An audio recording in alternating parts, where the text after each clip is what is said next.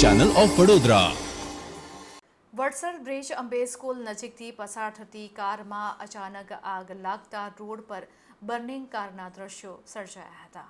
આજે સવારે વડસર રોડ ઉપર આવેલ અંબે સ્કૂલ પાસેથી પસાર થઈ રહેલી કારમાં એકાએક ધુમાડો નીકળવાની સાથે આગ ભભૂકી ઉઠી હતી, જેને લઈને અંબે સ્કૂલ પાસે બર્નિંગ કારના દ્રશ્યો સર્જાયા હતા।